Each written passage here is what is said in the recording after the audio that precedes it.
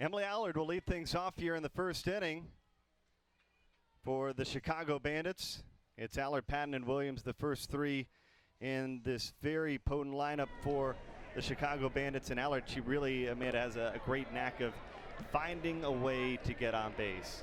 Yeah, that's what Emily Allard does so well. She reads the defense. She can hard slap, soft slap, lay down a drag. She can do a little bit of everything and trying to still get on base and get going here. 290 on the season. She's got a 304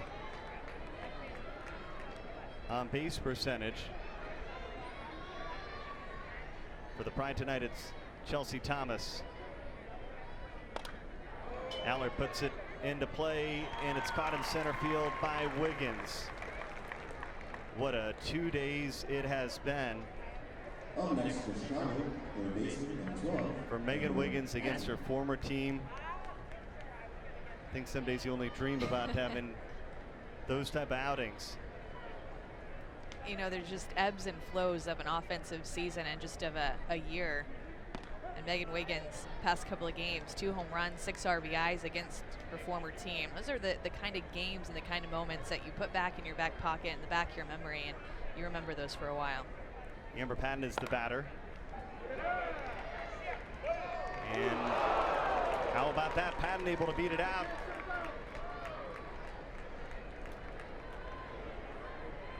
Always great to have speed on the base pass. And just putting the ball on the ground. And as a lefty slapper, there's so many on the Chicago Bandits teams. Patton a little bit different. She'll more so hard slap, hit the ball harder. And Madison Shipman over at shortstop does a nice job of feeling it, but DeSalvatore over at first base cannot come away with it. So that'll officially go as an error on DeSalvatore at first, and that brings to the plate Tammy Williams. What a special player she has been for the Chicago Bandits over her career. Phenomenal with the glove. And this year she's hitting .293 with 11 runs batted in.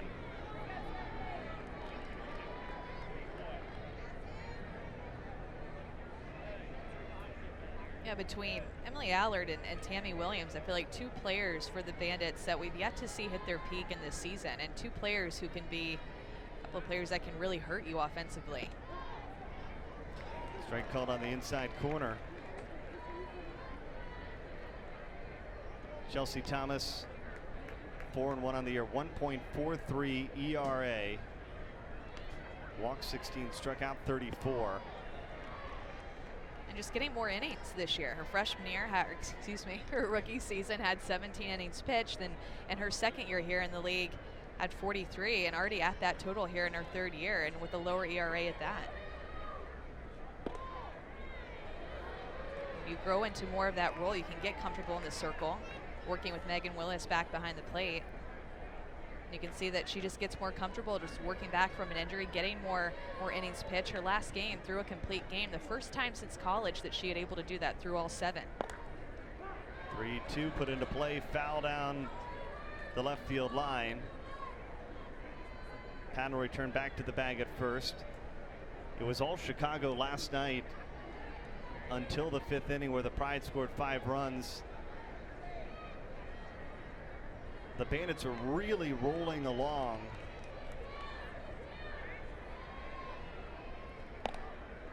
Slow roller. This might be tricky. Instead, it almost turned into a double play. Fielded by the Pride second baseman, Andrea Duran.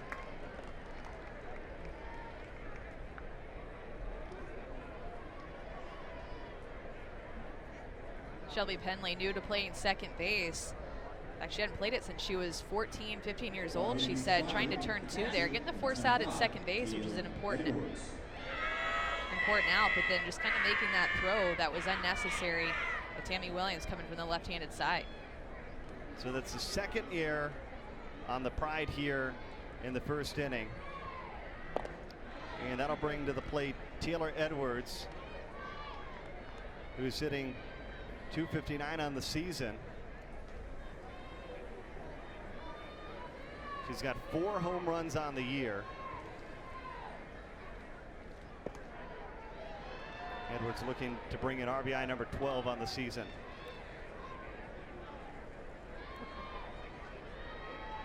So impressed with the power that Taylor Edwards has up at the plate. One of the few right-handed hitters in this Bandit lineup.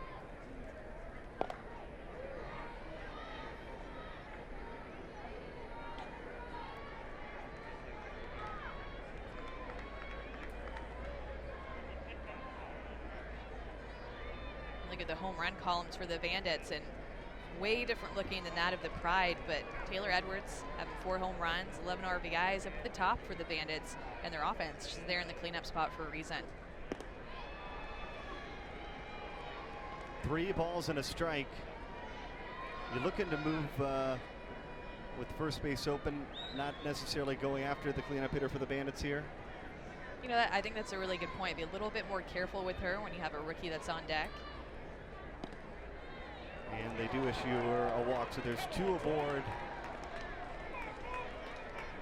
with 2 out here in the top of the first inning. Well,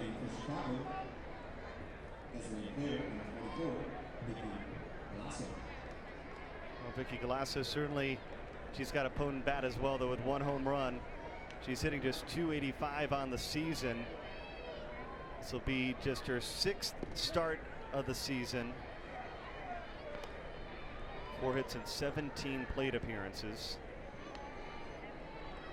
The 2 players who have hit home runs in this series against the Pride, Taylor Edwards and Galasso up at the plate, 2 right-handed hitters. Tap back up the middle, it's under the glove of Shipman, and the Bandits will score first here in the first inning. How about Galasso coming through there with a clutch hit? Well, she's earned this start. She earned the start last night as well whenever she hit the home run, and her teammates get up for her. She's a type of player who you just smile about. Her teammates like to play back behind her. They like to root for her. When she hit that home run last night, they were so happy for her. So what better way than to back up the home run than to come up with an RBI single, the first run on the board for the Bandits to score early in this game.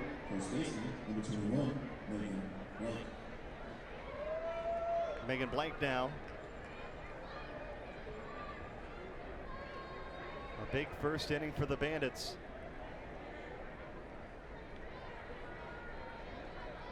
Getting on top. This is an important game for Chicago. To Salvatore, they say she fielded it in fair territory. She tags the bag and retires the side, but Vicky Galasso comes through. Just her 5th hit of the season, bringing home her 3rd RBI, and it's the Bandits up by a run.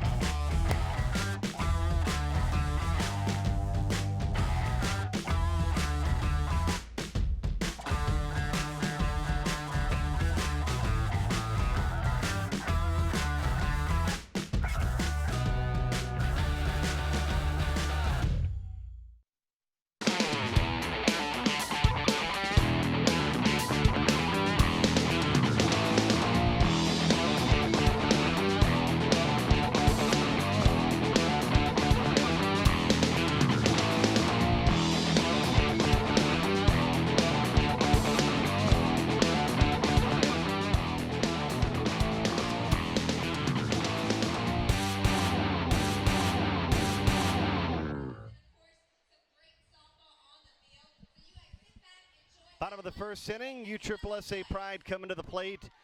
The NPF leaders now 21-7. And the lineup looking like the days of old with Natasha Wadley leading things off once again for the USSSA Pride.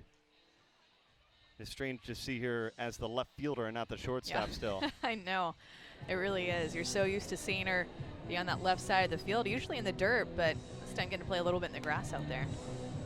And tonight the challenge is Monica Abbott, and this is the lineup for the Pride that'll go up against Abbott. It's Wadley, Crutchman, Wiggins, Madison Shipman. The designated player tonight, Bridget Del Ponte. Shelby Penley follows her. It's Duran, DeSalvatore, and Megan Willis rounding out the lineup, hitting in the 9-hole. And the challenge going up against Monica Abbott.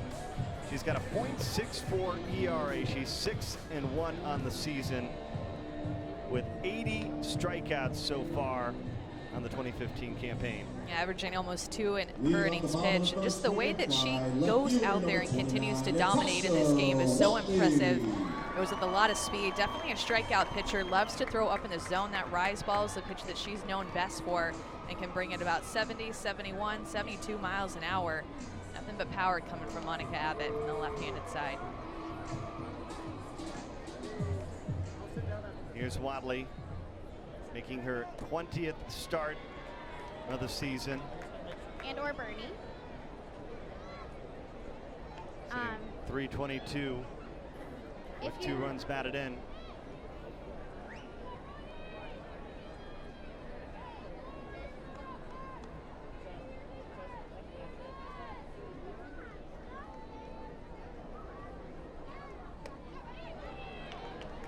What makes Monica Abbott so difficult to hit? Well, I think that it's just her stride and the velocity that she throws. Because she's so tall, whenever she pushes out, she gets to the very edge of the circle.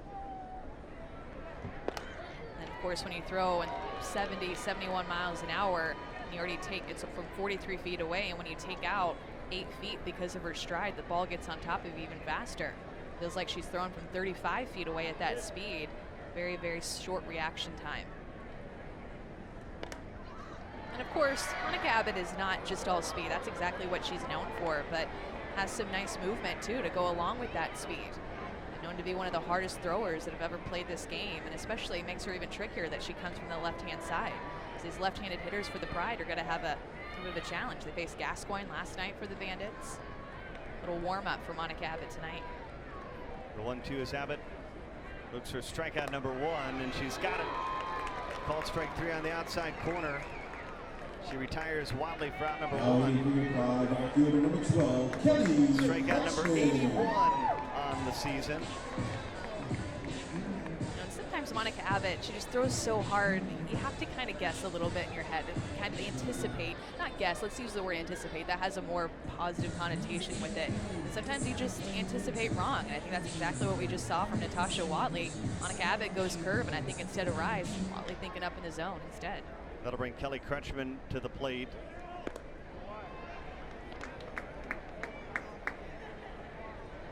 We just had an illegal pitch call from the first base umpire. Sometimes that may be the only challenge that Monica Abbott goes up against on a nightly basis. So it is 1-0 to Crutchman. And usually when that's called against Monica, it's her front foot slides forward towards the plate. The rule is both of your feet just have to be touching the rubber at some point at the start of your pitch. So her left foot is going to be her front foot. Her heel should be touching it. She'll slide it forward a little bit, almost to where it leaves a gap in between her front foot and the plate. That's going to be an illegal pitch.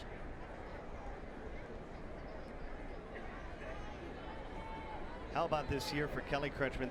391 with 6 home runs and 15 RBIs. Her 10th season in the NPF. She's like a fine wine, just getting better with time. We're seeing a little cat and mouse game, and I absolutely agree with you, but Crutchman calls timeout and keeps Monica Abbott from throwing the pitch, and then Monica Abbott takes a little bit longer to be able to deliver this pitch. Put into play into center. And 2 quick outs as Emily Howard makes the play. Emily Howard, she's such a fun character out there for Chicago. I know. Their entire team is. Getting to see them at batting practice before the game and just kind of cutting loose, having fun, so relaxed. They're the kind of team that you can just be yourself on. You don't have to be anybody else but you, and have the best personality out there and have some good laughs with your teammates.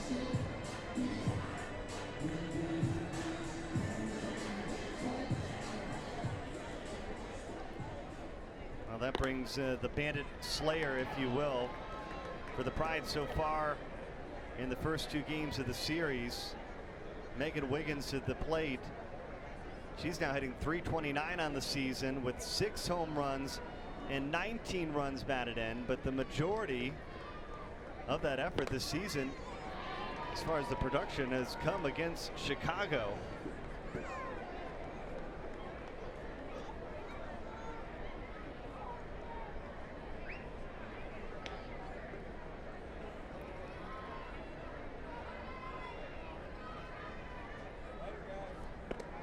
Megan Wiggins is the type of player that just wants to be the best. She wants to be the best in the world, and she proves it. She doesn't just say it. She works at it. She tries to get better at her game, and she works on her weaknesses to where, really, there are very few weaknesses about Megan Wiggins and where you can pitch her. And she proves that every time that she goes up to the plate. 1-2 foul back into the upper deck. And you have to be competitive out there. And I think that shows with the way that she plays this game, but also with the way that she's competitive against herself. It's one thing to be competitive against your old team, but it's another thing just to dig deep and compete against yourself and want to be the very best player that you personally can be. Yes, this is her former team, and she's doing a great job up at the plate, a lot of clutch RBIs, but she wants to be the very, very best in the world, and that's what drives her. The 1-2 from Abbott, looking for 1-2-3 first. Popped up and taken by Zimkwitz. And that'll end the inning. The Bandits leading. Wait 1 second. It looks like an illegal pitch was called. And that will give Megan Wiggins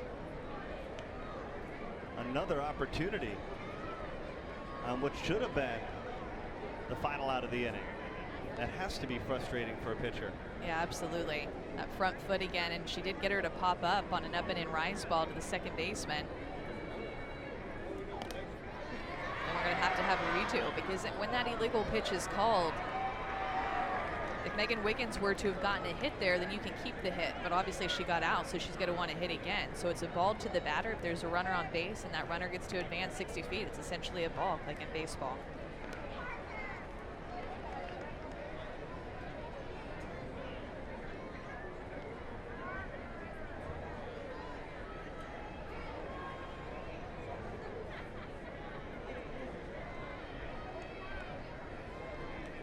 Two and two.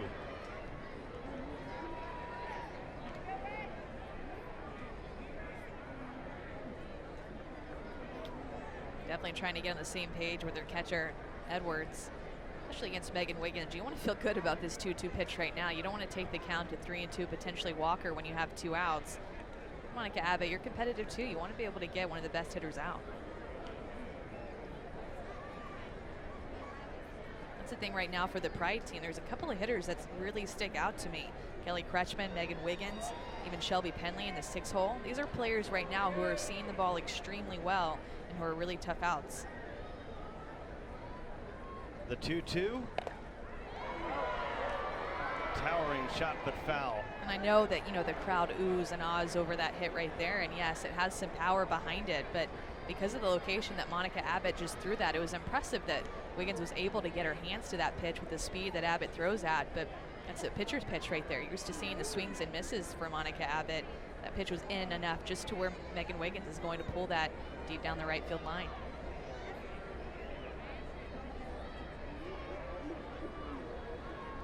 Wiggins trying to start a 2-out rally.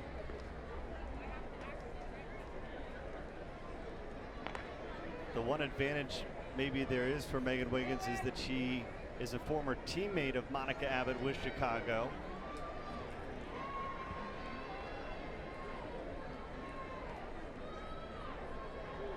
Two as Abbott looks for strikeout number 2. Popped up again. This time Tammy Williams calls for it. And it is indeed a 1-2-3 first inning. The Bandits carrying a 1-run lead to the second here in Orlando. I bring it all to the plate. I bring my love for this game. I bring the perfect feel of connecting with a 3-piece bat.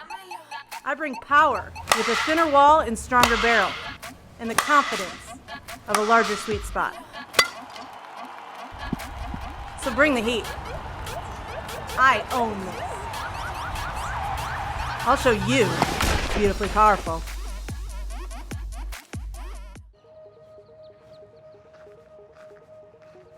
As a player who's been on the Pride for a few years, I know how much U-Trip values its members' safety, both on and off the field. That's why they've teamed up with ID Shield, the best way to protect your family from identity theft, guaranteed. For only $19.95 per month, ID Shield will protect you and your entire family from this growing epidemic. So do what I did. Go to USSSA.com/ID Shield and join this team today. Bandits leading 1-0 here in the top of the second inning. Chelsea Thomas back to work. 2 errors by the Pride in the first, helping lead the Bandits to a 1-1 lead, as Chicago still has an opportunity to even the series if they can pick up wins in the final 2 games of the series.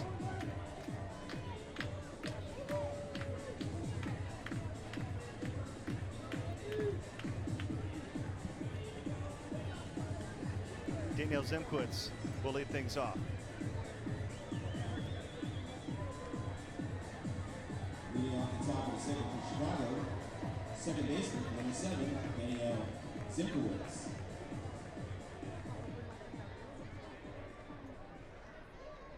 Bottom of the lineup for Chicago, Zimkowitz, Moss, and Andrews.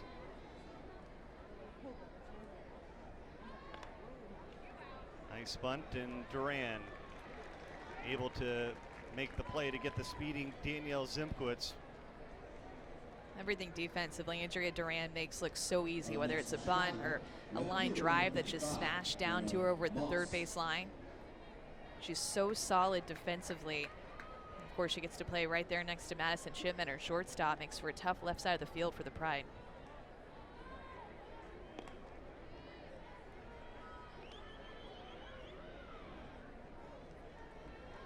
That's the thing about this Bandits lineup. There's so many left-handed hitters who slap each in their own unique, customizable way.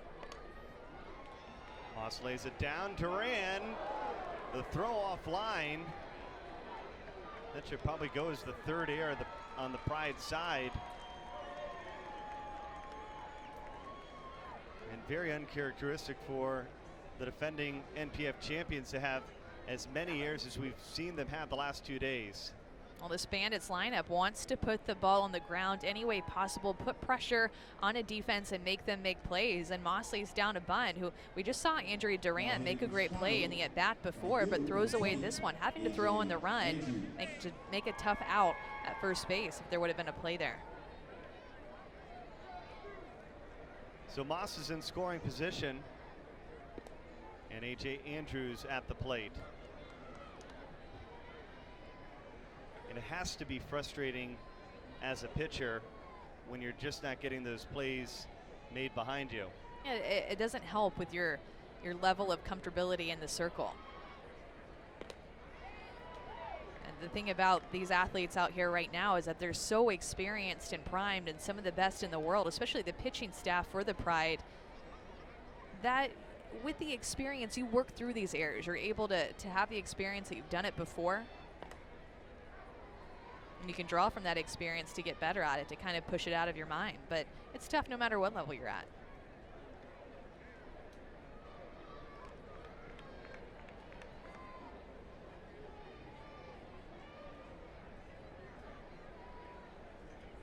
Andrews' season, 200 average, 2 runs batted in, and a 263 on base percentage. This is her 16th start of the season.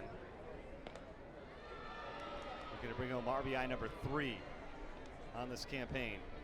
Such a big learning curve for these rookies. You see the 200 next to A.J. Andrews' name, and just got done playing at LSU. Used to seeing her bat over 400, and just that batting average cut in half because of the pitchers that she's up against day in and day out. Tapped on the ground. Penley underhands it over to DeSalvatore. Top of the order for the Bandits. Nevertheless, just a productive at bat there by A.J. Andrews to be able to move Moss over to third base. Now runner 60 feet closer to scoring, so when you turn over the top of your order, a little bit closer there. So there's 2 away, and Emily Allard looking to bring home the second run of the contest for the Chicago Bandits.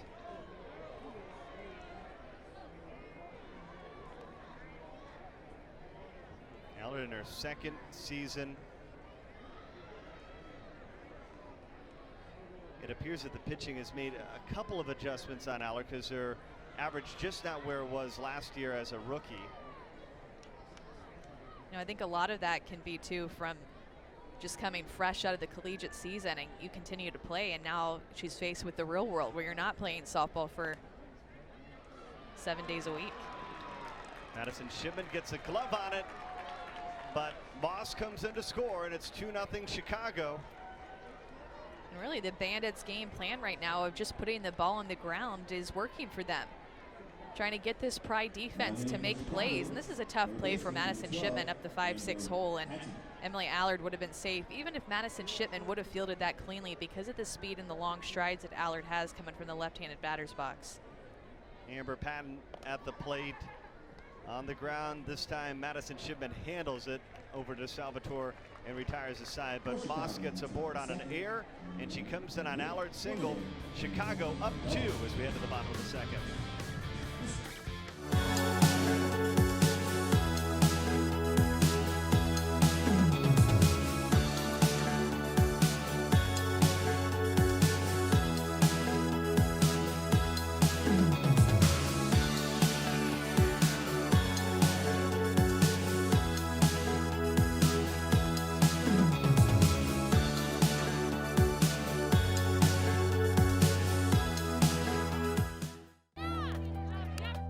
The top softball players in the world are coming back to the Hoover Met Stadium in Hoover, Alabama for the National Pro Fast Pitch Championship Series. Be part of this year's championship and watch former Olympians and NCAA champions vie for the coveted Coles Cup before a live national audience on CBS Sports Network. The series begins August 14th. Go to profastpitch.com to secure your tickets today. It's 2-0 Chicago on top of USSSA. The Pride with 3 airs so far in this contest. And you have championship series coming up in Hoover, Alabama, August 14th to the 18th. For tickets, hotel, and ancillary events, go to npfchampionship.com. This year, just 4 of the 5 teams will make it to Hoover, Alabama. And as we begin the second inning, let's check in now with a 3rd member of our team down in the field, Crystal Bedard. KB. We are pushing towards the second half of the season. Both teams know that July can be a grueling month. The Bandits are on a bit of a long road trip before the Pride. Yes, these are considered a home series, but they're living out of suitcases. They know this is just as difficult as being on the road. They are playing 13 games in 14 days. Well, Kristen, on top of that, probably the other big challenge, Amanda, for this Pride team is how many road games they had before they came here to Orlando, as you see Madison Shipman lead things off here in the bottom of the second inning. And not playing a home game until Monday. I heard that stat and I about hit the floor that we were in July and they hadn't played a game at home. But it's a grind. That's a mental and physical grind, especially, and at some point from traveling and the amount of games that you're playing, your body just feels a little heavier, a little slower. You don't move as quick as you usually. You don't have as quick of reactions as you usually do.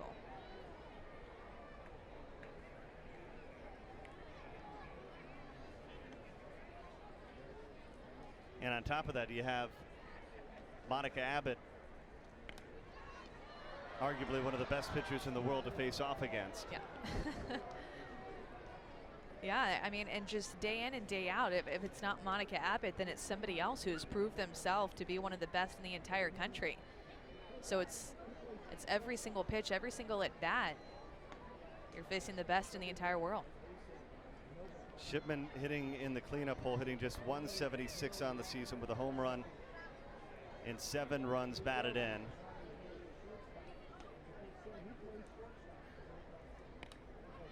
You know, I talked to her before the game about that, and she said, you know what, I feel great. I feel confident. I feel like my swing is the best it's ever been. I'm just not barreling up the ball. But every time I go up to the bat, I feel very confident in my approach. It just is a matter of time before it comes around. And she wasn't blowing smoke. She was meaning it with every fiber in her body. 2-2 to Shipman. Did she go? They appealed to first, and she did. Shipman is down on strikes. Monica Abbott with her 2nd strikeout of this contest.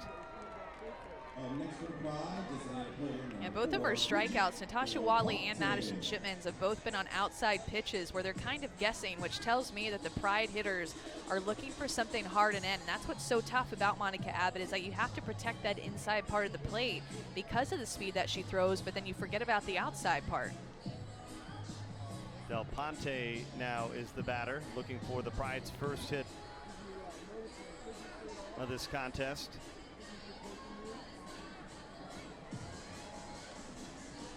Del Ponte hitting .288 on the season. That probably is one of the harder things about being on the Pride squad, as well as there has been such a revolving door of players, of lineup. You just don't get consistency as a player, and I'm sure that that has to be something that's very difficult as an athlete when you don't know day in and day out whether you're going to be a part of the lineup. Yeah, the best way to get out of a slump is just to keep swinging, hit yourself out of it.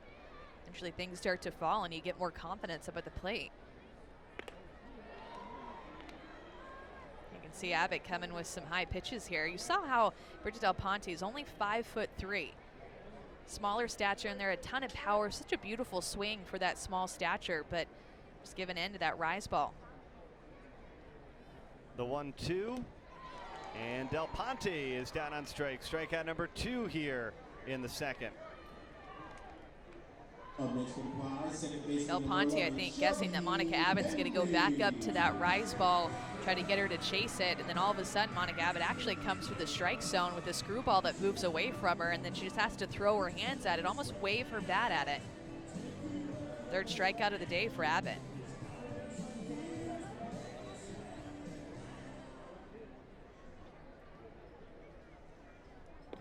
Shelby Penley at the plate. Abbott looking to strike out the side. We heard a lot of great things about Lauren Chamberlain with the home runs and the records at Oklahoma, but sometimes I think Shelby Penley was one of those athletes that just was under the radar, if you will. You know, I even told her before the game, I love the way that you play. I love to watch you your senior year. I like to watch her entire career, but I really felt like her senior year, she stood out on that team. But here, facing Monica Abbott, she's retired on 3 pitches. Abbott with 3 strikeouts in the second. She's got 4 in the contest. 2-0, Bandits on top.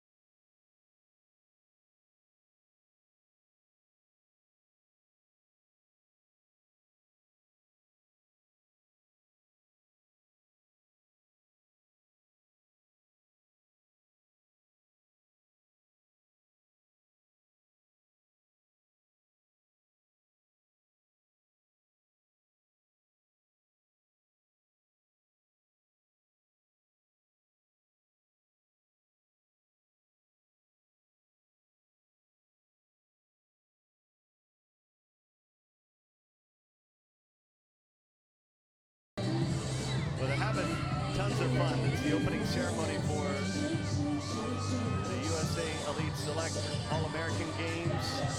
It's the opening ceremony for the USSSA Fast Pitch World Series and the ID Shield 12A World Championship as well. And it's a full house. And how about Willis? What people don't see is Megan Willis doing it, but also Bernie's up here just totally shaking it off.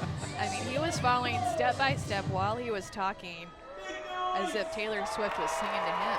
You know, he at least stepped out the moves for me prior to the game. That was the most important thing for me.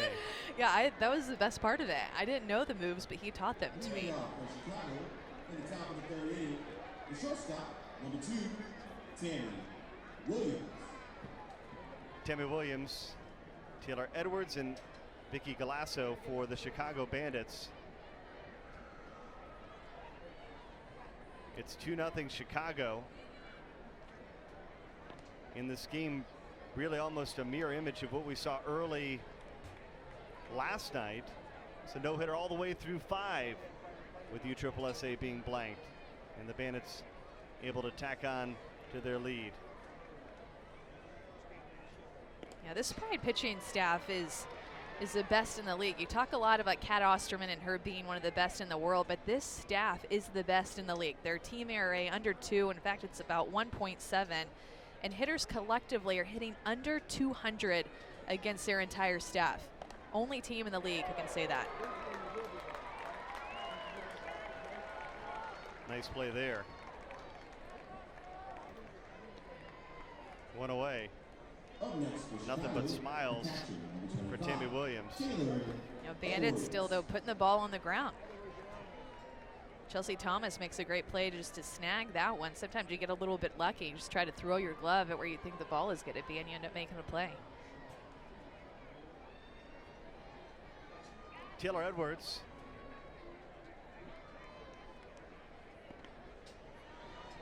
And Chelsea Thomas is actually going to have 3 pitches. That's all she's going to throw. She's going to throw a changeup, a rise ball, and a drop ball. It might look like she throws a curve and a screw more east to west, but that's just either her drop ball or her rise ball that you're seeing. So there's her changeup right there. It'll be a flip change.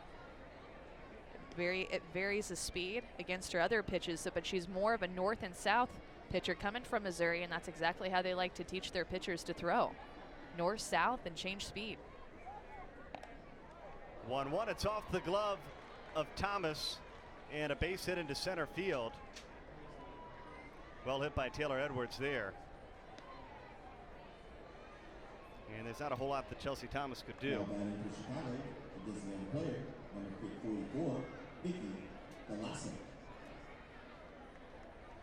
Yeah, hit right back up the middle. A couple in a row now that the Bandits have hit hard. Right back at Thomas. Vicky Galasso is the batter. Takes the first pitch inside.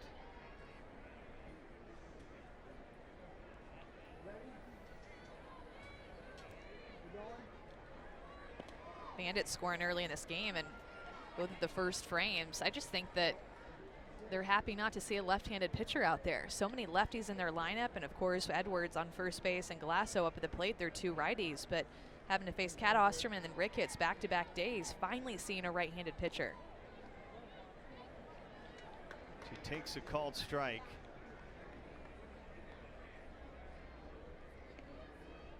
It's 1-2.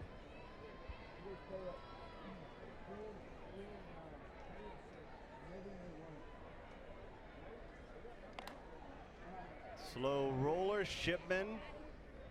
She flips it over to Penley and gets the out. There's 2 outs now in the inning.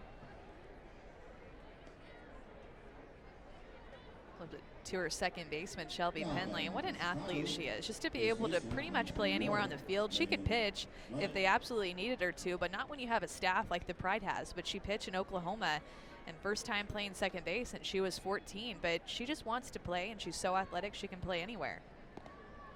You know, it's certainly something for this is such a young group of softball players watching, and I'm sure there's many that want to pitch or they want to play first base, but to understand when you have that ability to be flexible, how much that helps you out. Well, you become way more valuable. You become more of an asset for your team, and you become a player who now is so you could just go anywhere. Become a utility player that you can put you in right field if you need to. I'm sure she'd catch if they needed her to. But at the end of the day, the most important thing is it finds a place for you day to day in the lineup. And whether you're going to the next level, moving into a higher level of club team, whether you're moving into a higher level, going into high school from JV to varsity, or even going to the college game, if you can be flexible, I would assume that's going to be the key to you getting some reps early on. Yeah, that's great if you can play the exact same position your entire career, but I think that there are very few players who get the opportunity to do that just because of bouncing around from high school to college to travel team and trying to fill different holes, and that's exactly what Shelby Penley tries to do. And is willing to do it. You have to have that mindset as well.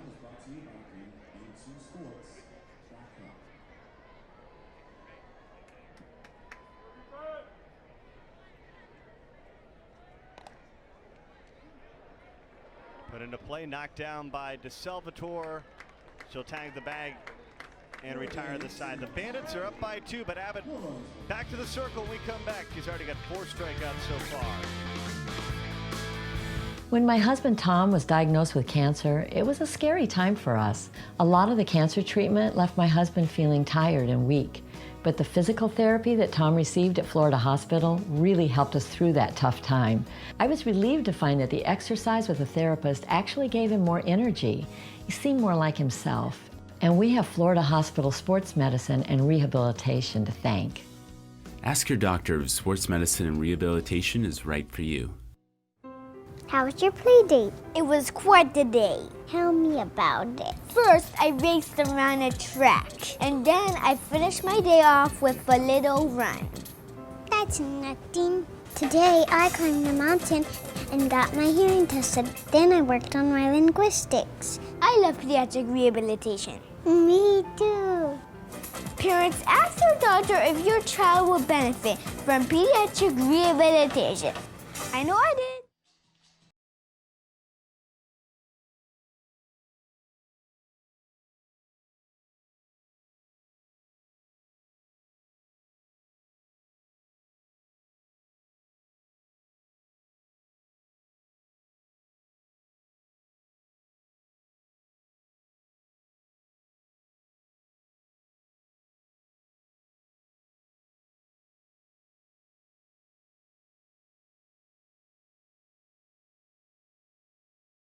Right when she needs it to, is delivering those strikeouts.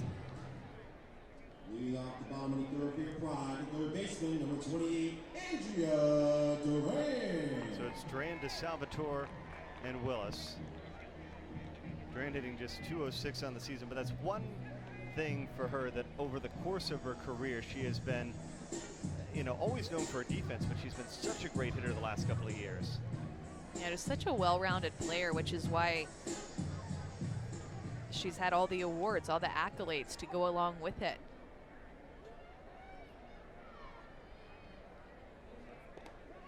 And sometimes it's the veterans like Andrea Duran that can finally find some success against a pitcher as capable as Monica Abbott. Yeah, I think experience is the best thing to have, to go up against Monica Abbott, to have those at-bats from prior years. Seeing the ball, and I think that the second time through the order, I think that we're going to see a difference in the Pride hitters as they make adjustments, because they're a team who offensively is really great at making adjustments once they see her a second time. 1-1, fouled straight back. It's 1-2. Even that right there, when you see that foul ball right there as a hitter, you're feeling pretty good about that. Foul ball that's just straight back into the net. You're on that pitch. You just missed it.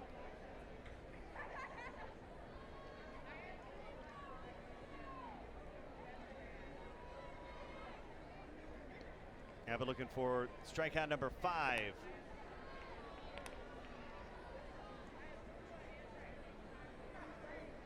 Duran in her 6th season.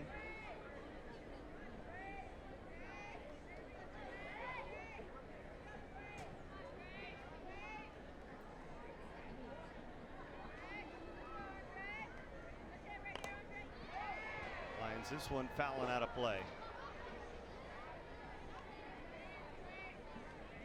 Already, I think that Durant just taken a couple of close pitches, fouled off some pitches that are close as well, but that would have been strikes. Probably the best at bat that I've seen out of the Pride hitters, maybe other than Megan Wiggins had an at bat that went deep into the count as well. Had some deep fly ball or foul fly balls. 2-2, grounded sharply to third. Bobbled for a moment, but a great recovery there. How about the play by Amber Patton? Yeah, just Andrea Duran heading it to her third base counterpart over there, Amber Patton. And talk a lot about Duran and her defense, but also Amber Patton, the third base that she plays. She's just a bulldog down there. She's got to block it. She's got to keep it in front at all cost, just so she can make it out. Takes a weird hop on her, hits her in the chest, but goes right down to pick it up with her bare hand to throw it out at first base. Well, the defense has been the difference in this contest so far. Great pitching, great defense for Chicago. They haven't allowed a Pride hit. 3 errors by USSSA have allowed the Bandits a 2-0 lead. Here's to Salvatore. Hitting .253 on the year.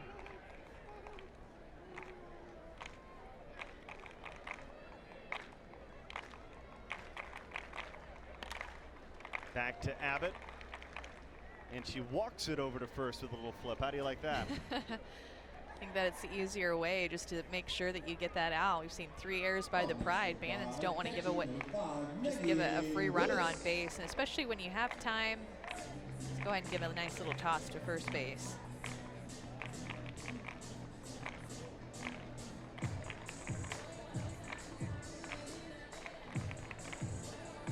Well, Megan Willis has always been up to the task defensively, but it hasn't been her season offensively so far. She has just 2 hits in 26 plate appearances.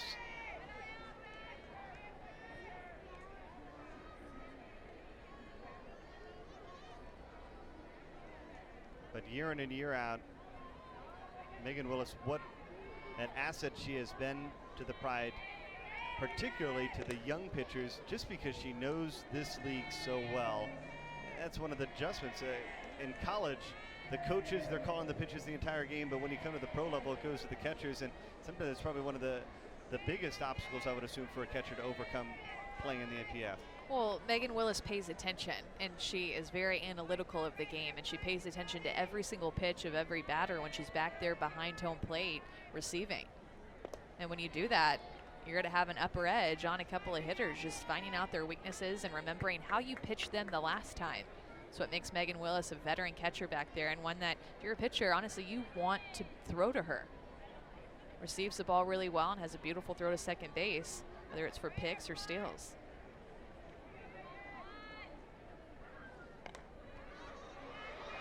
Popped up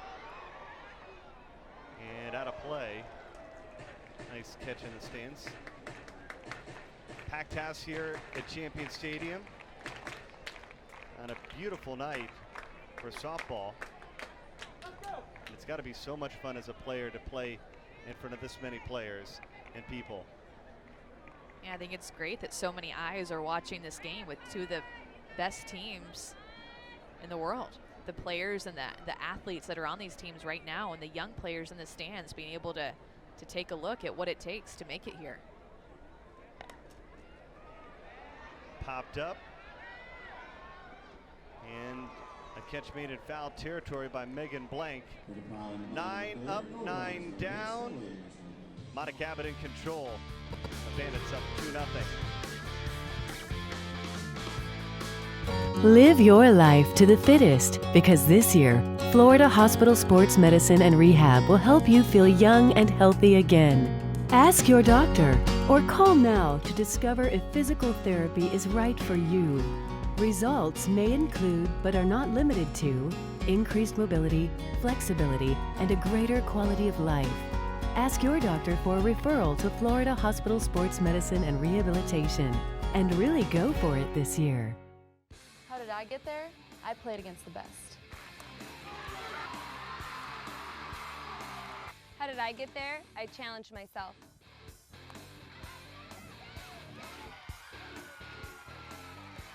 How did I get there? I raised my level of competition.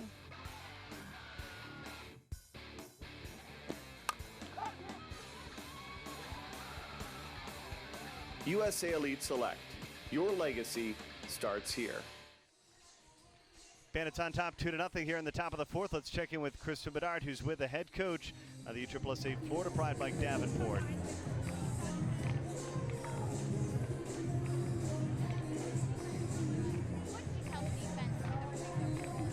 Well, the biggest thing is just to make the routine plays. Chelsea's going to put the ball in play for us. She's a drop-off pitcher, so she's going to get ground outs. But we got to play solid defensively to give us a chance. Moving to the offensive side of the ball, Monica is always a force inside of the circle. What do your veterans and your rookies need to make to get through with Monica? I think the biggest thing is just don't help her out outside the zone, and just, you know, when she does come into the zone and put the ball in play and force some pressure, put some pressure on the Chicago defense themselves. All right, Coach, thank you so much. Back up to you guys. Thanks, KB. Imagine Mike Davenport coming in and getting to coach a team with as much talent as this USSSA team does. It has to be a big challenge day in and day out to even decide who you want to find out there in the field and who you want to put as your 9 in your roster. Well, I think that's the thing that the Pride team is doing right now is figuring out lineups, figuring out roles. Every single person on this roster is used to being on a team where they're the star player, maybe the second star player that's on a team. So you get to this team and you have to figure out there's only going to be 9, 10 players who start with a DP. Everybody else has to try to figure out their role and exactly what that role is going to be. So that's why these games early in the season are so important, to be able to establish those and define them and really find an identity for this Pride team and each individual player and for the team collectively. Simkowitz grounded out in her first plate appearance. It's the bottom of the lineup for Chicago. Their offense certainly is at the top part. Zimkowitz 247, Moss 173, and Andrews just 200 on the season. So it's certainly important for Chelsea Thomas to have a quick fourth inning here.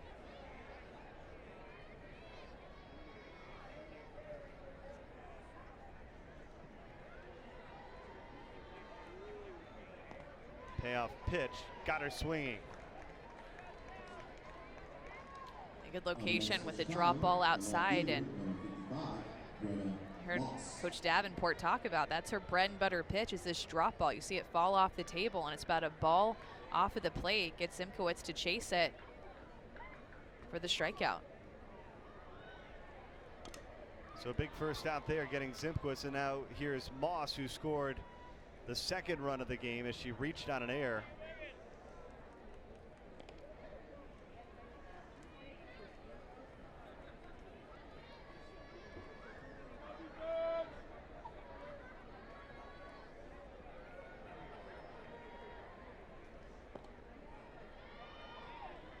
Just off the outside corner.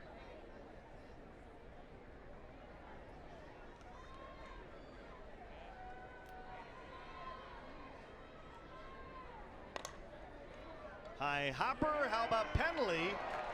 The jump and the flip. And she has out number 2 here in the fourth.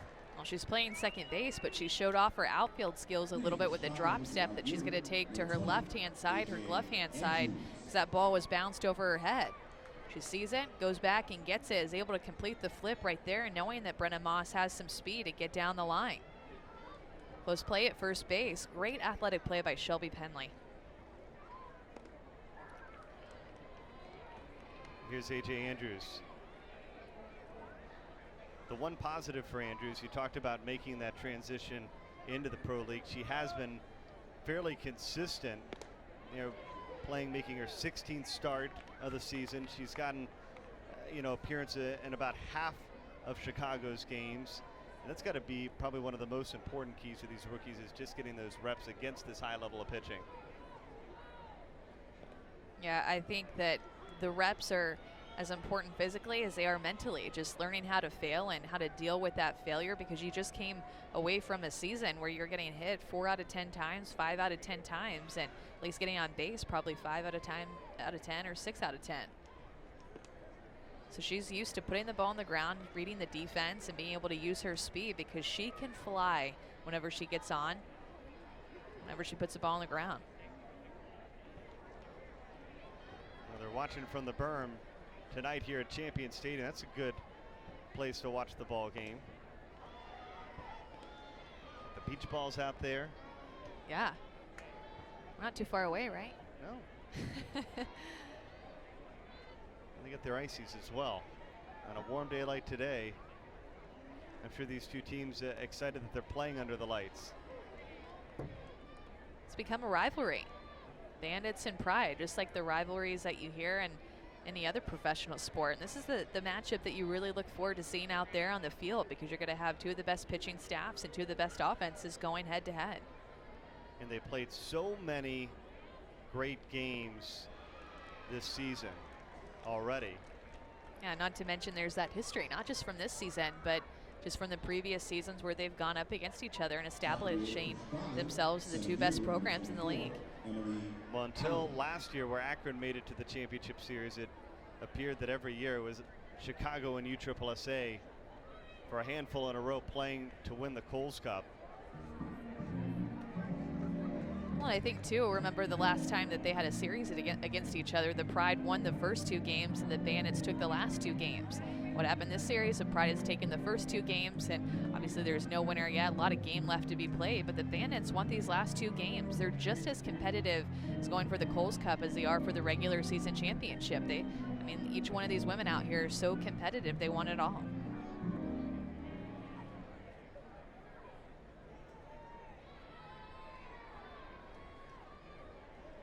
Emily Allard at the plate.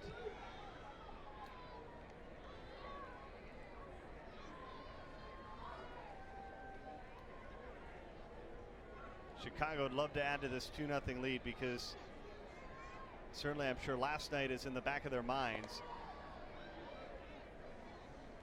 They were leading all the way to the 5th inning, where the Pride able to push around 5 runs, including a dagger to the heart hit by Megan Wiggins.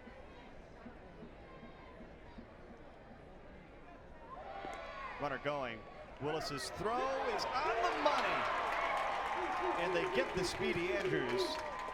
And that'll end the threat in the top of the 4th. It's her trademark. That throw down to second base, right on the money to her second baseman, Shelby Penley. Watch where this is, right on target. Gets AJ Andrews, one of the fastest players in the league. You're out for the last out of this inning. Let's go hit. Pride's coming up.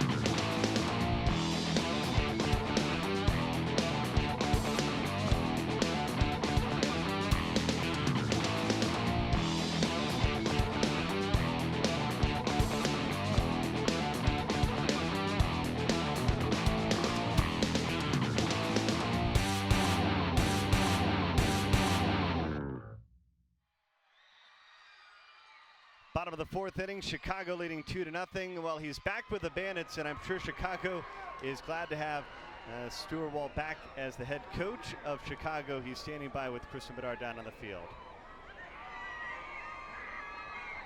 So crucial this time of year. You find yourself up early for the 2nd night in a row. How do you finish this one? You know, we just got to keep working both sides of the ball. Hopefully offensively we can scratch a few more runs across, and we've been getting runners on base. Just need that clutch hit right now. And for that clutch hit, you're missing Brittany Cervantes. She's out with a prior commitment, but evaluate how your rookies have done filling in with her absence. They've done a really good job of putting the ball in play. You know, Vicky's had a great couple of days, and some of our other rookies have stepped up and contributed, so hopefully they continue to do that today and tomorrow. All right, Coach, thank you so much. Thank you. Back to you, Bern. Thank you, KB. You take a look at Mike Stewart and what he has done with Chicago. He was absent from the Bandits coaching last year and then brought back into the mix for Chicago. And one thing is for sure that Mike Stewart has had a knack of beating the Pride during the course of his career up at the ballpark at Rosemont. And I'm sure head coach now, the general manager Aaron Moore, he has to be so excited to have Stewart back managing this Bandit squad. Now, when you can keep those consistent emotions going against a team like the Pride, you're going to come away with some big, important wins. Watley puts it into play. Tammy Williams. How about the arm by the Bandits shortstop there? You have to be so fast to get Natasha Watley. So impressive. Love to watch her play over at shortstop and the plays that she makes. Natasha Watley does what she does. She puts the ball on the ground, tries to bounce it a couple of times, and Tammy Williams cuts it off, throws it to first base, and it's really the finishing play over there by Megan Blank at first base to be able to complete that play to get it out. Here's Kelly Crutchman. That's the thing. Tammy Williams has such a small amount of time to get rid of that ball, and as a first baseman, you know that the throw isn't going to be perfect. You can wish that it's going to be perfect, but not when you're rushed like Tammy Williams was on that last play. If Megan Blank just doesn't, she stretches too soon, she's not able to come away with that, then Natasha Watley is easily at second base, maybe even to third. So the first 10 in a row have been retired by Monica Abbott.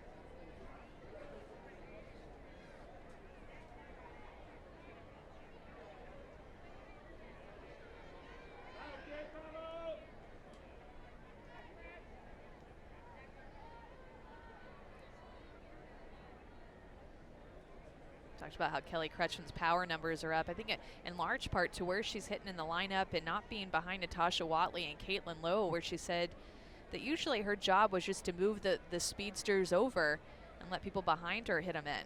Now she has that more power. Tap back to Abbott. A high throw. And the Pride had their first base runner on a throwing error by Monica Abbott. Not a whole lot that Megan Blank could do there. She tried to reach for it and extend off the bag, but the throw certainly pulled her off. Now with Monica Abbott being a left-handed pitcher, it's going to take her to her glove side, and she's going to have to make a little loop to be able to throw that ball to first base. And Megan Blank makes a nice stretch, but still the throw has to pull her off the bag. And so the tying run comes to the plate in the likes of Megan Wiggins.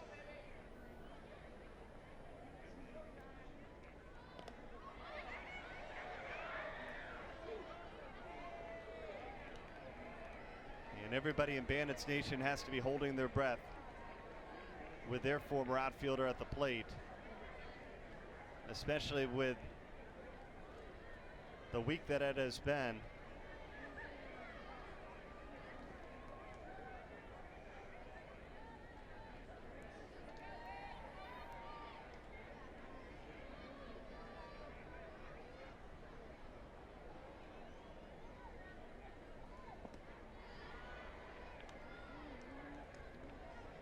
She throws that curveball to a left-handed hitter like Megan Wiggins. She's trying to paint the outside corner. And it's tough as a lefty because it's going to look like it's coming at you. It's going to look like it starts hard and in on the inside part of the plate, and then it breaks outside. It's a totally different pitch. Just missed it there. A towering shot, but foul. A couple of times we've seen Megan Wiggins hit that deep foul fly ball, and it's just Monica Abbott putting that inside pitch in a good spot, getting Wiggins, enticing her to swing at it, and she does, but it's so far inside, it's so tight to her body that all she can do is pull that ball foul.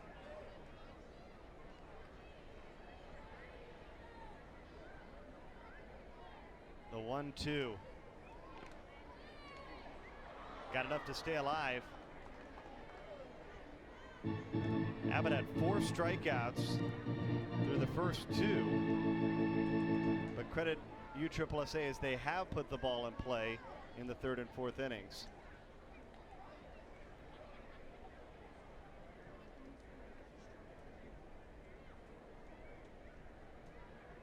Pretty actually an even distribution of outs for Monica Abbott. Some fly ball outs, strikeouts, some ground balls too.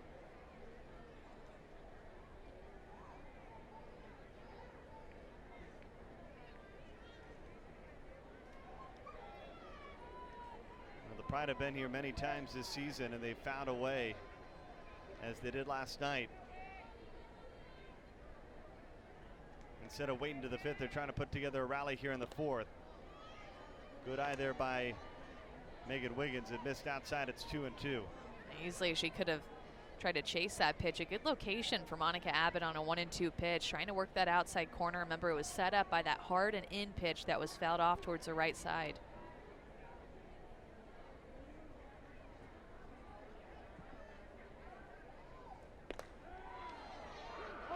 Down on strikes. She goes back to that same pitch, that same outside pitch, a curveball that's going to break across the entire plate to a left-handed Megan Wiggins. The pitch before is just a little bit too far outside. So what does Monica Abbott do? She brings it in just a little bit, and a great frame by Taylor Edwards back behind the plate to help her pitcher get that strike. Here's Madison Shipman.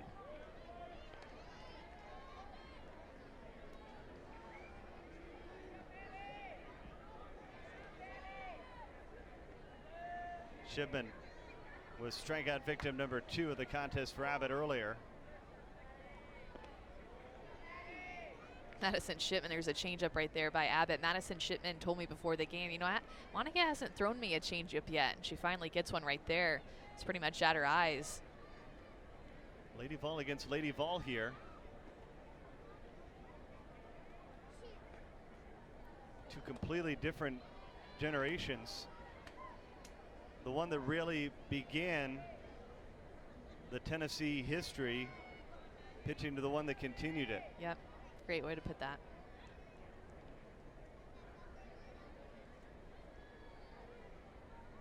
Two and one. Swing and a miss, and now I guess you just call him a Tennessee Volunteer because there is no more Lady Vols. Is that official? Outside of women's basketball. That's going to be tough, I feel like, for media people to keep up with. It's like changing conferences that we went through. It'll certainly take some time.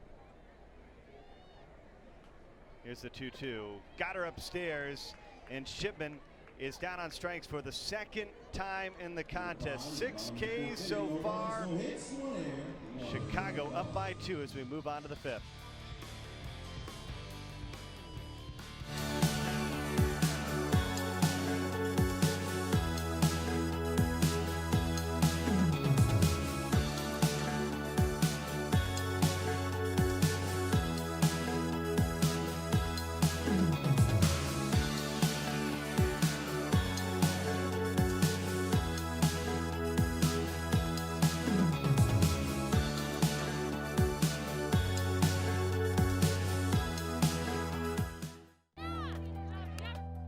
Top softball players in the world are coming back to the Hoover Met Stadium in Hoover, Alabama for the National Pro Fast Pitch Championship Series. Be part of this year's championship and watch former Olympians and NCAA champions vie for the coveted Coles Cup before a live national audience on CBS Sports Network. The series begins August 14th. Go to profastpitch.com to secure your tickets today. We're back in Kissimmee at ESPN Wide World of Sports. 2-0, Bandits on top, looking for their first win of the series. Great crowd on hand here at Champion Stadium. It's a packed house. It's the opening ceremony for the USSSA Elite World Series coming down the road to the Fast Pitch World Series. And you gotta love when you got a park as big as this one, filled to capacity. And earlier they were shaking it off, and you gotta love it because the Bandits and the Pride were both involved in the opening ceremony, showing out their dance moves as well. Yeah, loose, interacting with the crowd. And the cool thing about this is that every single player on these teams have been right where these players in the stands have been, playing travel ball and working their way up from 10U, 12U, 18U, trying to get recruited to go play in college. And now they're playing at the pinnacle of their game in the professional league.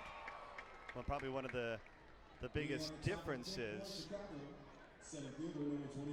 is the fact that now they have this next level to play at. When Chelsea Thomas and company were young, there really was no NPF at the level that it was, so you didn't really have that dream of one day playing professionally. Yeah, I think it's great for all of these eyes to be seeing these two teams compete and learn about the league and understand the quality of players and talent that are on every team. Emily Allard's at the plate to begin the fifth, as A.J. Andrews was caught stealing to end the fourth inning. Allard brought home loss in the second inning. Chicago leading 2-0.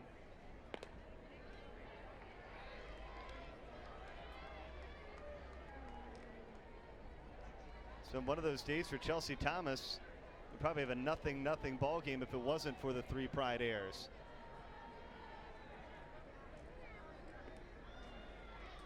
Yeah, definitely started out the game slow defensively. First and second innings, Bandits coming out, scoring back-to-back innings, which was good and important for their momentum in this game to try to come away with a win after losing a couple to the Pride in back-to-back nights Monday and Tuesday.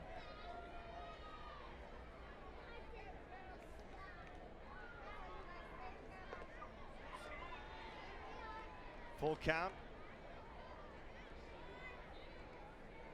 to Chicago's leadoff hitter. She's got 9 RBIs on the season after the one she picked up back in the second. But this time she's down on strikes. Thomas, that's just her second strikeout of this contest. Second in as many innings, and you can tell that even Chelsea Thomas in the circle settling down a little bit now that her defense back behind her. The entire Pride team has been able to settle down and really dig into this game. Amber Patton at the plate.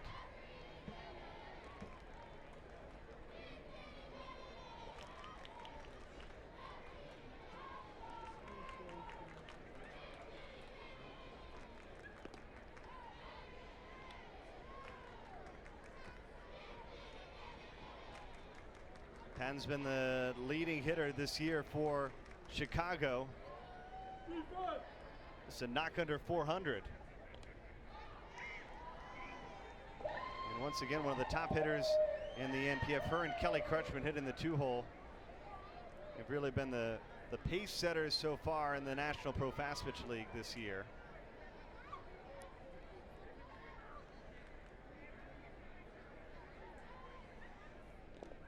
You'll see a lot of the Bandits hitters run through the box, and I touched on this a little bit, but each one of them is just different with the way that they approach their at bat, with the way that they approach a slat. Patton and Zimkowitz a little bit slower, more methodical with their approach as they go through the box. Lifted out to left, and Watley has it for the second out. Sometimes as a slapper, you'll have quick feet. Those are usually the speedsters like an Allard or an A.J. Andrews. Patton trying to get a little bit more umph behind it, time it up to get more power behind her swing, as you saw that fly ball carried deep to left field.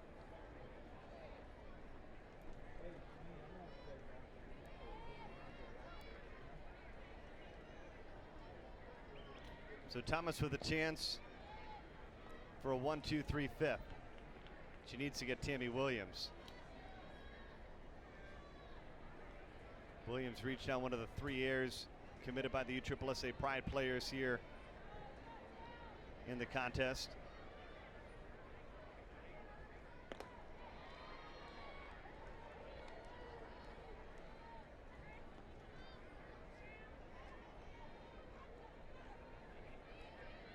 Not a whole lot more that Chelsea Thomas could do.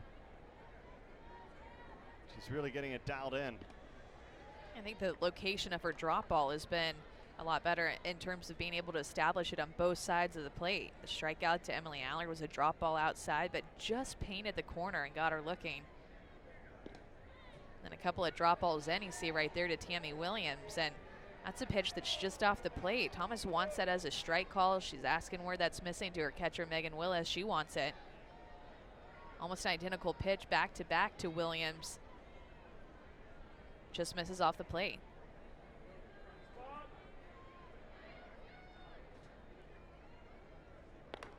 Three 3-1, chop to Duran, and she cleans up the fifth inning.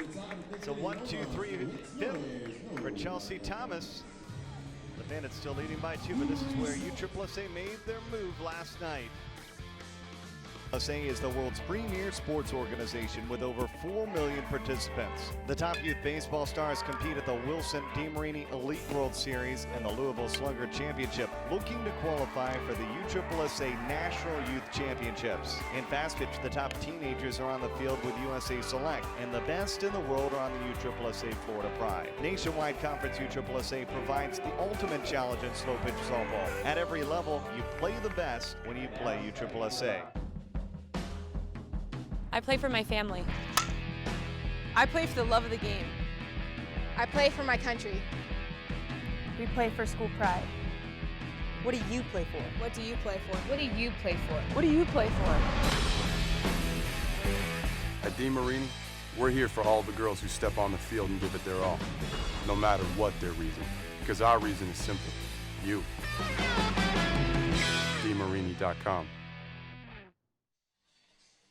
Monica Abbott continues throwing a gem. The Bandits leading 2-0 here. What a night it has been for Abbott with 6 strikeouts, including 2 an inning ago. Let's check in with Krista Bedard, who's with a couple of Monica Abbott fans. KB?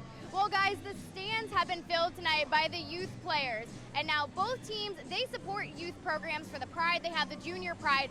But behind me, I have the Rosemont Bandits. This is a 16 and under travel team, and they do something extra special. They travel and play in tournaments wherever the Chicago Bandits play. So they'll compete during the day and support their Bandits at night.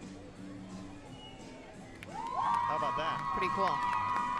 I didn't know that. I just learned that. It's a great report. I didn't know that they got to follow them. And how cool that they get to wear the same uniforms, represent the same name, and go and watch their fellow team play at night at the same places. That's awesome. It's a good gig. Get to wear some sharp uniforms as well. Yeah, exactly. It's all about the unis, especially 14U, 16U. You got to look good out there. Del Ponte, Pendley, and Andrew Duran here in the bottom of the 5th inning. Del Ponte offers it. Strike 1. Yeah, just trying to almost drag bunt, put the ball on the ground and keep the corners guessing. Megan Blank over at first base and Amber Patton, the third baseman. Is there anything you can do when you have a pitcher that's in the type of groove that Abbott is in tonight to maybe try to shake it up a little bit? You know, I think the biggest thing that you can do, and Coach Davenport talked about it, is just make her come to the strike zone. Too many times the Pride hitters are chasing Abbott's pitches outside of the zone, and that's exactly what she wants them to do. They're feeding right into her game plan to get them to chase.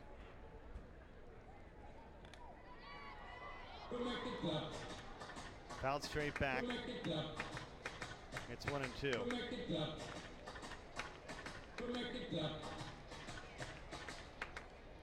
Abbott looking for strikeout number 7 and possibly 3 in a row.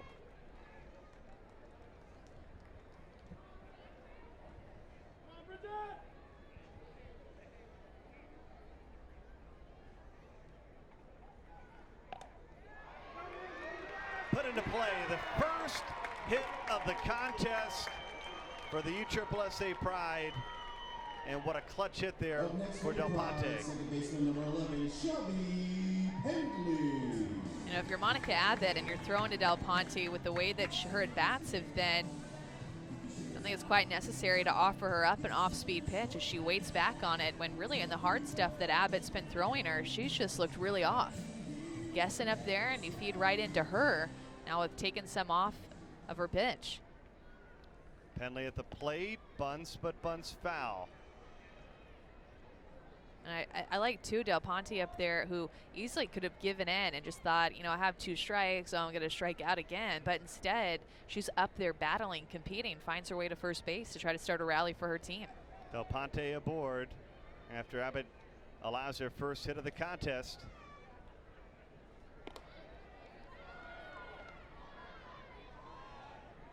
Strike called, and Abbott right back in the zone, ahead in the count.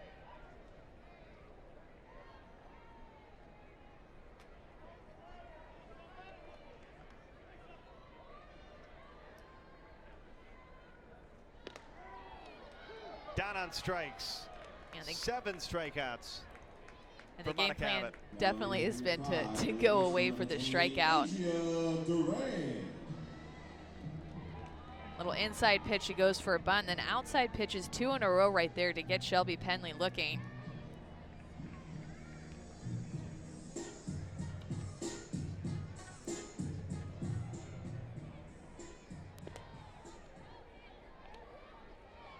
And Andrea Duran at the plate now with 1 away here in the 5th.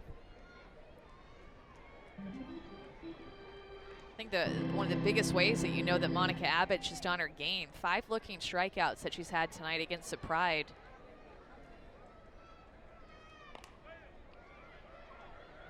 Slow roller, the scoop, the flip, and they get Andrea Duran. But Del Ponte is now in scoring position at second base. Next to the Pride, first baseman number 3, Gianna. Have a chance here with the runner in scoring position. And how tough is Monica Abbott? Well, in the 50 innings that she's pitched this season, she's only given up 5 runs. 4 of them have been earned. Tells you that a lot of nights 2 runs are going to be enough, especially if you get them early. Well, just to reflect back on what Monica Abbott's ERA was to start this game, it was .64, so under 1 earned run per game, that per 7 innings that she's giving up. DeSalvatore bounce back to Abbott.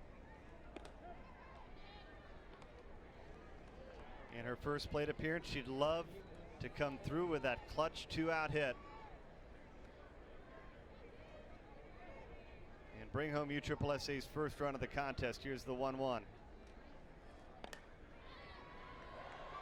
And she'll have another shot here, just this time with 2 strikes. But with the runner in scoring position, bottom of the 5th inning, you're the 8 hole. If you could bring in this run right now, cut the lead in half, it would be huge for the rest of the game for innings 6 and 7 to give your team a little bit of momentum going into the later innings, as well as turning over the order, trying to get the top of the lineup back up and just down by 1 run. Popped up, and the play made out in left field by Moss, and that'll end the threat. The Pride with their first base run of the ball game, but they strand Del Ponte at second.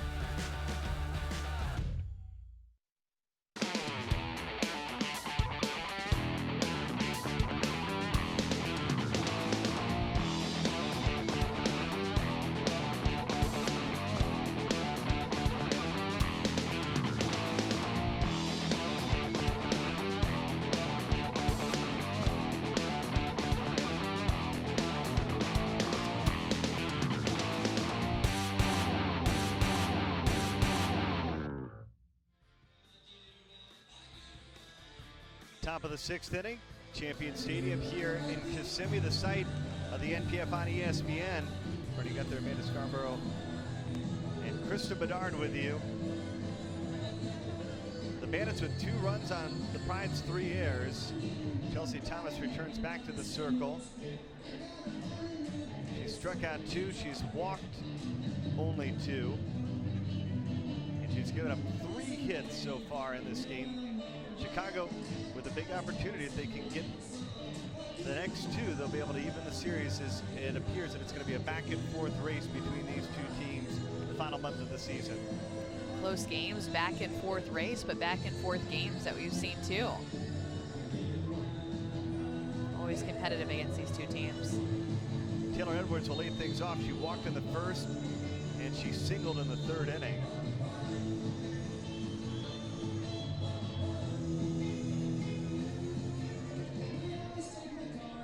It's Edwards, Galasso, and Blank.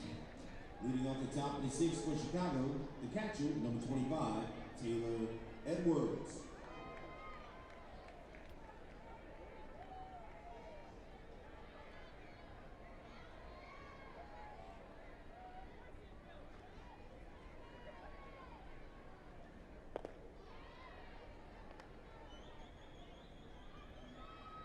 First pitch to Edwards, missed inside. What do you like about what this catcher brings to the table for Chicago hitting in the cleanup hole?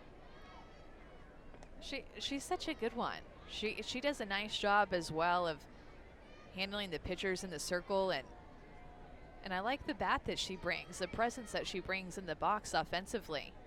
A threat there to hit a home run, to get an extra base hit. Popped up, and this time it's Madison Shipman at short, making the play for out number one. Up next for the Bandits, the designated player, number 44, Vicky Galasso. And that'll bring Vicky Galasso to the plate. She's got the only RBI that counts so far in this contest, bringing the first run for the Bandits back in the first.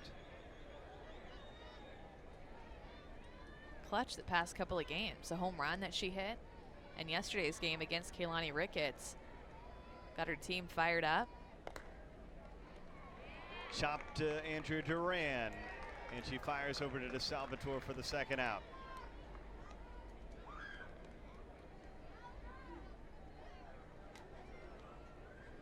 Now batting for the Bandits, first baseman, number 21, Megan Knight.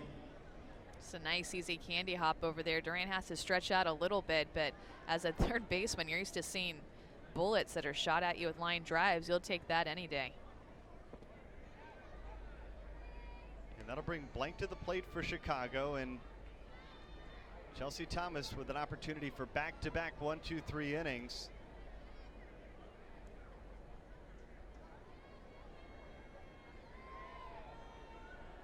Trying to record the outs in the fifth and in the sixth. Bouncer gets through.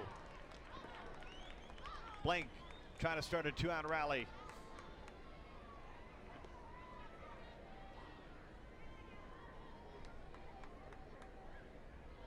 Up next for the Bandits. Good barrel to the ball by Blank. Turns on this inside pitch, and that's a hit right there that feels good coming off of your bat. And a sweet part of it.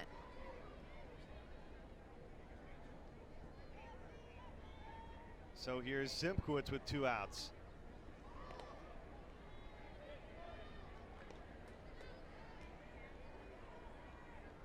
Bottom of the lineup for Chicago.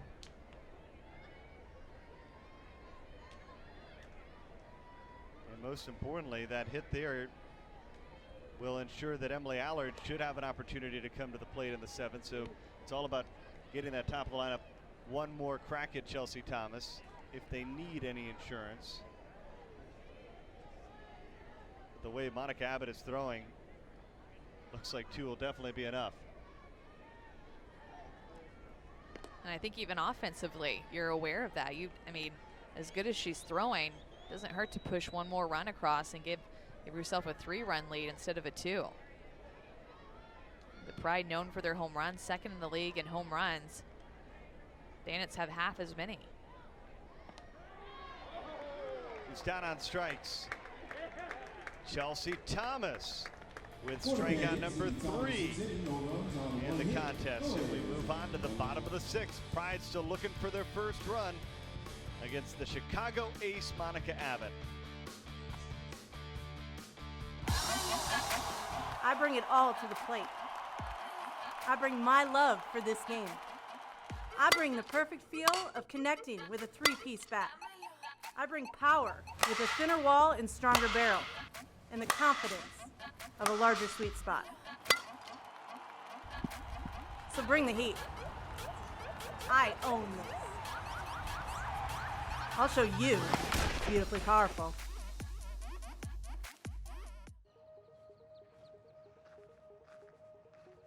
As a player who's been on the Pride for a few years, I know how much U-Trip values its members' safety, both on and off the field. That's why they've teamed up with ID Shield, the best way to protect your family from identity theft, guaranteed. For only $19.95 per month, ID Shield will protect you and your entire family from this growing epidemic. So do what I did. Go to USSSA.com/ID Shield and join this team today. Bottom of the 6th inning. Abbott and the Bandits carrying a 2-0 lead. USSSA fans hoping for a little late rally. What a night it has been for Monica Abbott, once again baffling all these Pride hitters. Yeah, it's really been the outside pitch to right-handed and left-handed hitters that she's gone for the strikeout on. A ton of looking strikeouts, and even the ones that are swinging, just the Pride hitters not looking too sure of themselves and expecting something inside tight with those hard as she throws, and then she goes for away for the strikeout and having so much success with that tonight. 8 strikeouts for Monica Abbott. Excuse me, 7 strikeouts, I should say, for Monica Abbott. And a pinch hitter for the Pride. Courtney Seo is going to come to the plate and hit for Megan Willis. Trying to start the rally. Maybe the final time for the top of the Pride lineup to get a crack against Abbott.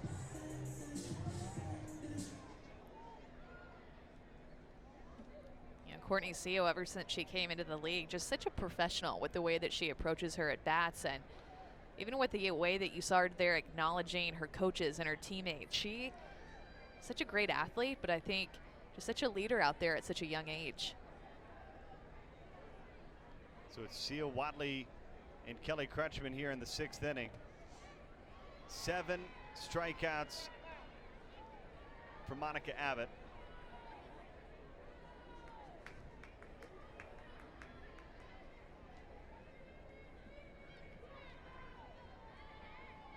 Seo hitting .263 on the season. Another player that's just really trying to find some playing time, and it's amazing to think about with her collegiate career that you'd even think that she would struggle with that at the next level, but there's so many talented players on this Pride roster.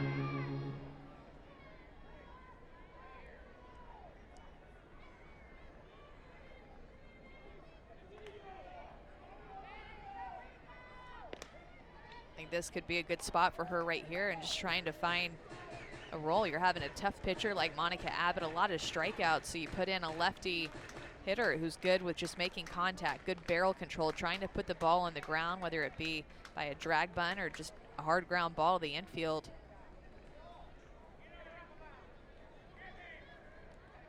Lacey Waldrop, who was the starter in the first game of the series,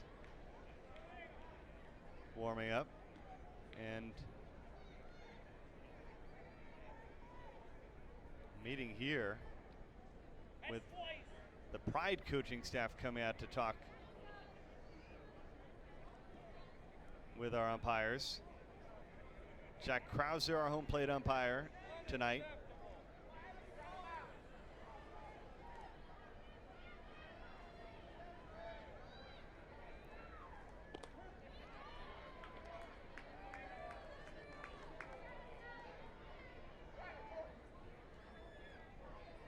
Two balls, 2 strikes.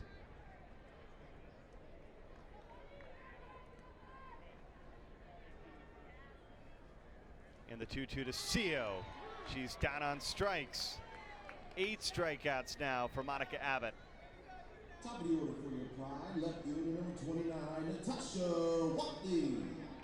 Going back to that curveball and breaking it all the way across the plate. Just perfect spot. She's been hitting that corner out to these left-handed hitters, that outside part of the plate, time and time again, especially with 2 strikes.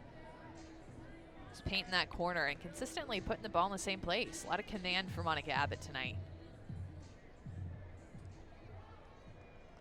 Wally struck out in the first, grounded out in the 4th inning. It's the exact same pitch. I think right now to these left-handed hitters, with Monica Abbott feeling that pitch so much, I think that she could throw it 3 times in a row and maybe even have success with it.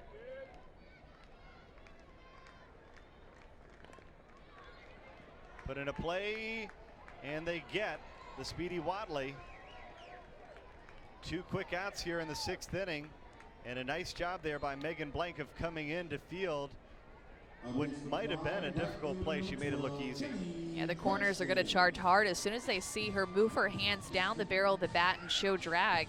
And Megan Blank making an athletic play right there as she falls back towards home to get the out at first base.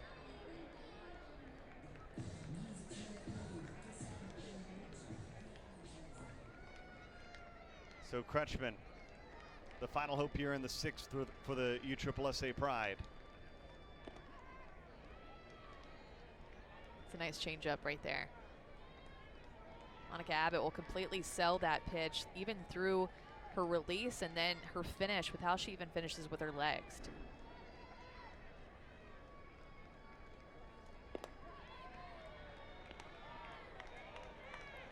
Kelly Crutchman is one of 2 base runners in this contest for the USSSA Pride.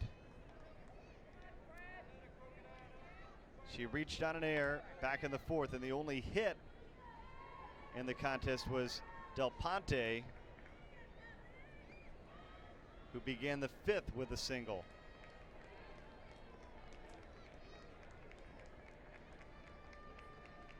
Abbott with a chance for strikeout number 9. Got her. And the side is retired. A 1, 2, 3, 6th inning. We head to the final inning here at Champion Stadium. Bandits are up 2-0.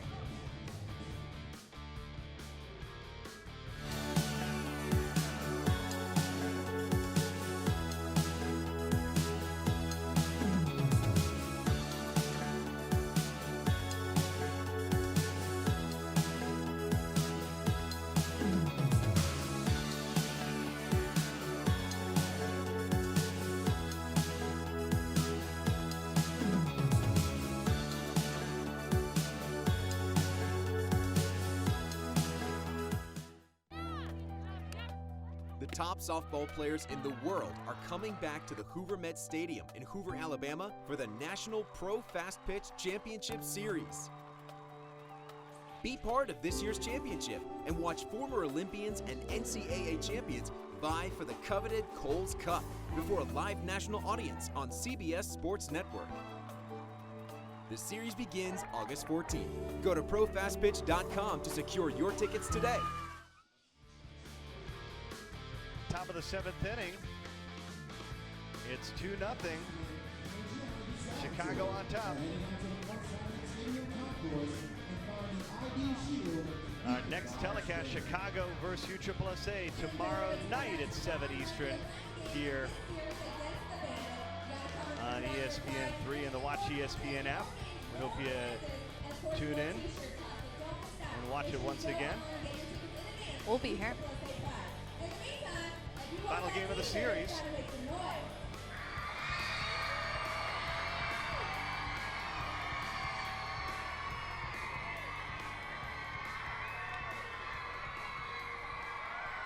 How about that? Little handstand action.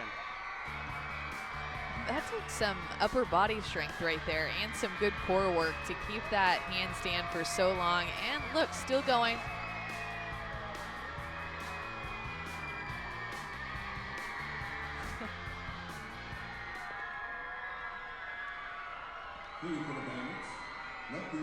That's Alex Booker down there who just held that handstand for I think the entirety of in between innings. Takes some skills, doesn't it? Yeah. Yeah, certainly. I would Are you guess going to showcase that after the contest? No, I can do some a little bit of handstands for you. Maybe not right now in my dress, but I can do some good handstands. I hear you. Not as good as Alex Booker. Moss will lead things off.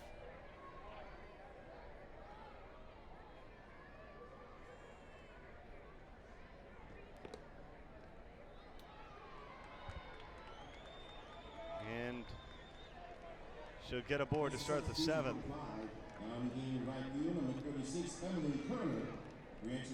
Not a way that you want to lead off the top of the 7th inning, walking the 8-hole. Now you're dealing with a ton of speed with the Andrews and then Allard on deck, and then of course Patton Williams. A couple more lefties who are going to be coming up soon after that. Emily Kerner now in at right field for USSSA.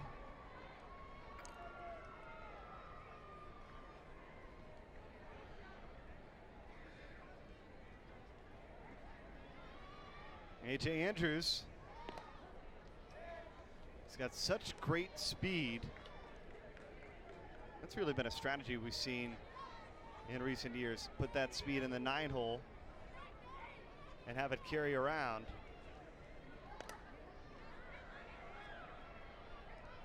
And then especially because if the 9-hole gets on with speed and then your leadoff has speed and gets on, you have 2 rabbits out there on the base pass for 2, 3, and 4 coming up to be able to drive them in.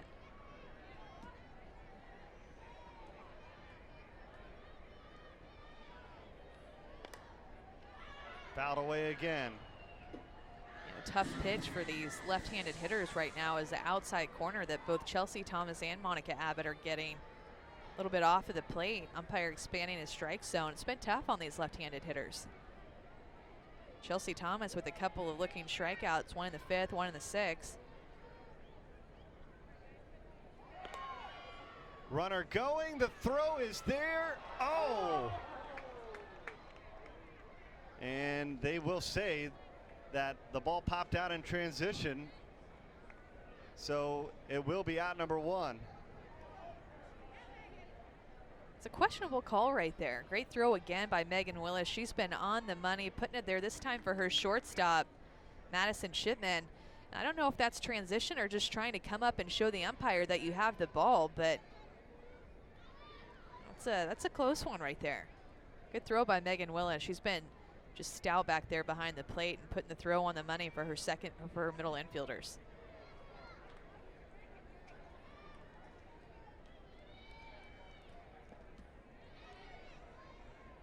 Skips in the dirt, 3 balls and 2 strikes.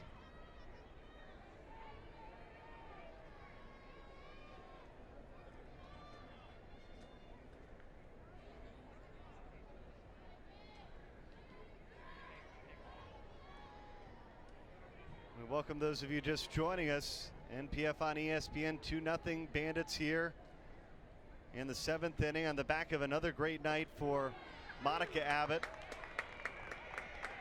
It hasn't been a bad night at all for Chelsea Thomas either. She's allowed 2 runs, but neither one of those runs, Amanda, were earned. Everybody's settling in for the Pride defensively. And Chelsea Thomas really since the 4th inning, innings 4, 5, 6, and now into the 7th, just locating, using that drop ball on both sides of the plate.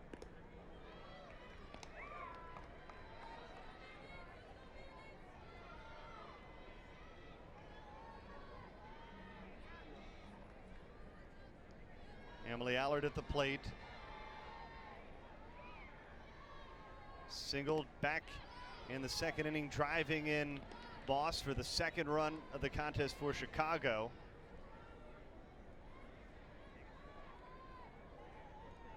She also grounded out in the 1st and struck out in her last plate appearance. Here's the 1-1.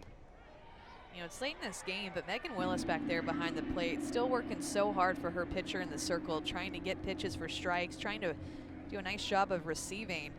You can just tell that she wants it, as if she hasn't done enough, throwing a couple of runners out at second base, stealing.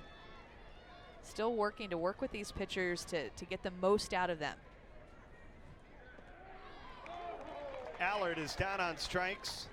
The side is retired, but Monica Abbott is going to come back into the contest looking to clean things up.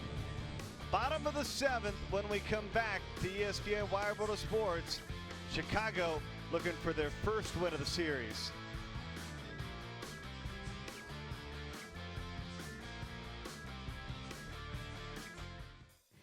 When my husband Tom was diagnosed with cancer, it was a scary time for us. A lot of the cancer treatment left my husband feeling tired and weak. But the physical therapy that Tom received at Florida Hospital really helped us through that tough time.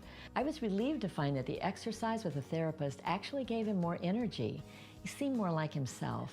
And we have Florida Hospital Sports Medicine and Rehabilitation to thank. Ask your doctor if sports medicine and rehabilitation is right for you. How was your play date? It was quite the day. Tell me about it. First, I raced around a track, and then I finished my day off with a little run. That's nothing. Today, I climbed the mountain and got my hearing tested. Then I worked on my linguistics. I love pediatric rehabilitation. Me too. Parents, ask your doctor if your child will benefit from pediatric rehabilitation. I know I did. What a night it's been for Monica Abbott, closing in on double-figure strikeouts, and it's been a long time since she's allowed to run, Amanda. Yeah, the last run she gave up was June 29th. Since then, she's had 3 shutouts, but the last earned run that Monica Abbott gave up was June 17th versus Akron. In that game, she gave up 4 earned runs. Those 4 earned runs are the only earned runs that Monica Abbott has given up all year. She's allowed just 1 hit. She's really that one more pitch away from Del Ponte, away from having a no-hitter. She took that 1-2 pitch, stuck with it, and flew it into center field, getting a leadoff single. But she still has to get through Megan Wiggins, looking to hit a home run in her 3rd consecutive game against Chicago. She'll have to get through the heart of the lineup. It's Wiggins, Shipman, and Del Ponte here. The final hope for USSSA in the bottom of the 7th inning.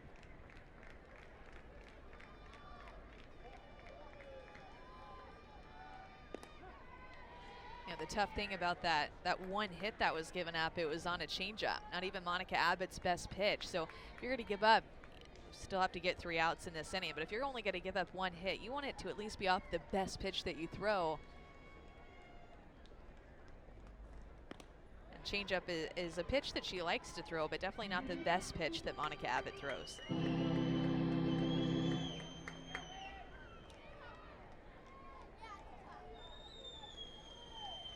Wiggins flew out in her first plate appearance. She struck out her last at bat. Here's the 2-1. 2-2.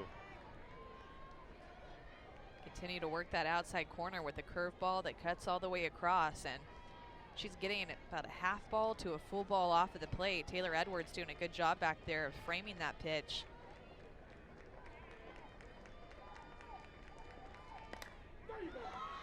Popped up, and an easy play made by the shortstop, Tammy Williams. Our next one prize, shortstop number 44, Madison Shipman.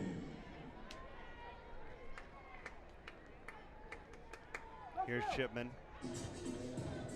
Struck out in the 2nd and struck out in the 4th. Talked about her struggles at the plate. You mentioned how she still feels like she's swinging the bat well. You have to like the confidence, though, and that's got to be one of the keys for these players to have that turnaround. Well, and the confidence, too, that the coaches have in Madison Shipman to continue to put her in the cleanup spot. That in itself, I think you feed off of that and start to believe a little bit more that, hey, even if the coaches think I can do it, gives you a little bit more confidence there.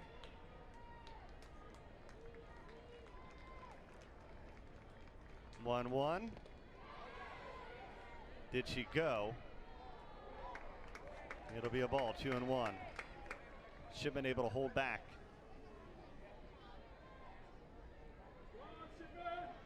Shipman struck out in the 2nd, and she struck out in the 4th.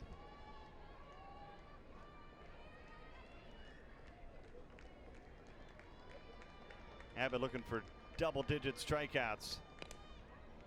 Popped up. Tammy Williams has the first 2 outs here in the 7th, and Chicago needs 1 more out to pick up win number 22 on the season. Up next for the Pride, designated player number 4, Bridget Del Ponte.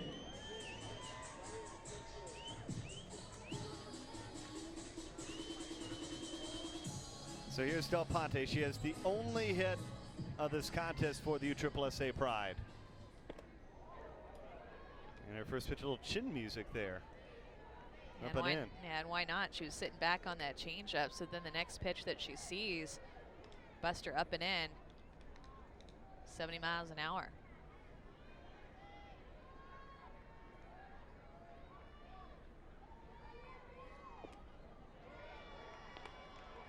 Two and 0.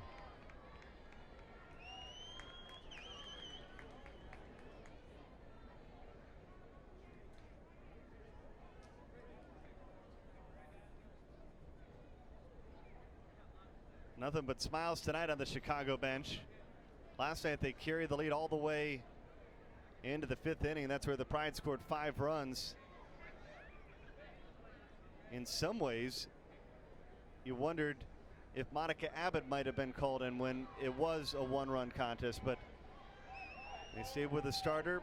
Abbott stayed on the bench, and the Pride completed the comeback tonight. It's been nothing but Monica Abbott.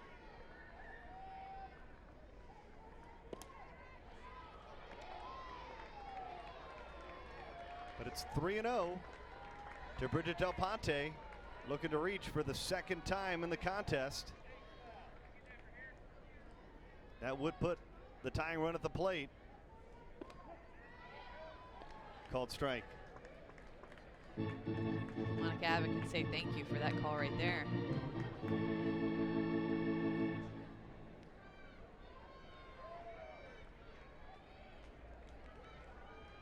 The 3-1. And Del Ponte is aboard. So the tying run will come to the plate, and the likes of Shelby Penley. And the rookie does have 4 round trippers on the year. And excuse me, Shelby Penley was due to come to the plate, and they're going to bring Amanda Kamikona into pinch hit. Guess it's good to have options. Yeah, options in a right-handed hitter instead of a left-handed hitter, Shelby Penley. A couple of strikeouts, both looking for Shelby Penley. Good option here for AK to come up.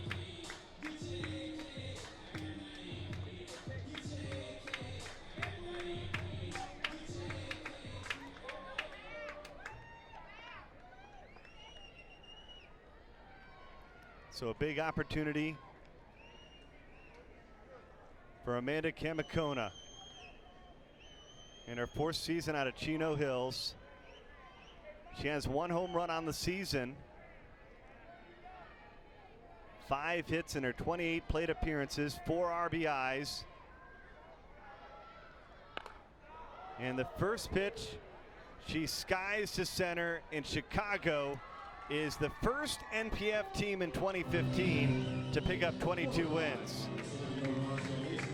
What an impressive night it was for Monica Abbott, dominating once again inside the circle. Yeah, you know what else I think gave her confidence was her team coming out and scoring in the first frame of this entire game and then backing it up with another run. And it's as if she got stronger after they scored those 2 runs with 3 up, 3 down strikeouts in the bottom of the 2nd inning. And then from then on, she was nothing but nails out there in the circle, and a ton of strikeouts for her and a good leadership place for her to be in. A couple losses for Bandits, and they give Monica Abbott the start, and they get the win.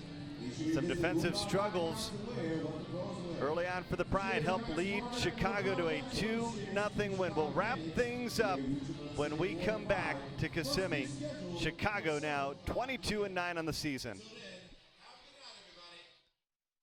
USSSA is the world's premier sports organization with over 4 million participants. The top youth baseball stars compete at the Wilson DeMarini Elite World Series and the Louisville Slugger Championship, looking to qualify for the USSSA National Youth Championships. In fast pitch, the top teenagers are on the field with USA Select, and the best in the world are on the USSSA Florida Pride. Nationwide Conference USSSA provides the ultimate challenge in slow pitch softball. At every level, you play the best when you play USSSA.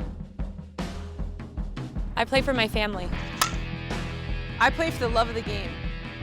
I play for my country. We play for school pride. What do you play for? What do you play for? What do you play for? What do you play for? At DeMarini, we're here for all the girls who step on the field and give it their all, no matter what their reason. Because our reason is simple: you. DeMarini.com. Another impressive night for Chicago. Monica Abbott picking up win number 7 on the season as she has yet another shutout contest, 2-0 win. She's down on the field with Kristen Bedard. KB? Well, Monica, you did it again. This win, so crucial. It puts the Pride and Chicago back atop the standings. How important was it to grab the W? I think just for the Chicago team, like, we've kind of been struggling a little bit, and we dropped to the first 2 games to the Pride, and they were both really good games. So I just really wanted to step up tonight for my team and help give us some good positive vibes. Well, positive vibes is what you need, but you've been riding an extremely positive high, always being one of the more dominant pitchers in this league, but this season you seem to be practically unhittable. What can you attribute to that success? I think just going out there every day and competing. I want to compete every pitch and not taking a pitch off. And Taylor Edwards behind the plate has been really crucial. She's been calling a great game, and I just think our defense has been really good. So we're going out there competing. We know who we are as a team, and we know we're not always good. We're more of a speed team, and that means we play a lot of close games, and we're okay with that, and we're confident in who we are as a team. Now, last year, and still to this day, you're the ace of the squad, but your staff has really developed around you. Yeah. What kind of an influence have you brought with this game to the younger pitchers? I think the biggest influence is just teaching them some of the nuances of the pro league and just how to attack hitters and just breeding confidence because, this league is so good. The hitters are so good. So as a pitcher, you just have to go out there and give it your best every day. All right, Monica, thank you so much, and congratulations on the win. Back to you, Bern. Thank you, KB. An impressive performance tonight. 9 strikeouts for Monica Abbott, and they have a chance to repeat what we saw in Chicago. Pride take the first for another great contest like we saw tonight. Yeah, just that rivalry that you look forward to watching in the NPF. The Pride taking on the Bandits, battling for first place in the regular season. Always fun to watch. What a night it was at the happiest place on earth, and it was a very happy night for the Chicago Bandits. 2-0 win on the back of the 4th consecutive shutout for Monica Abbott. We'll see you back here tomorrow night. For Amanda Scarborough, Krista Bedard, and our entire crew, Bernie Gunther saying so long for now. We'll see you back here tomorrow for more NPF on ESPN.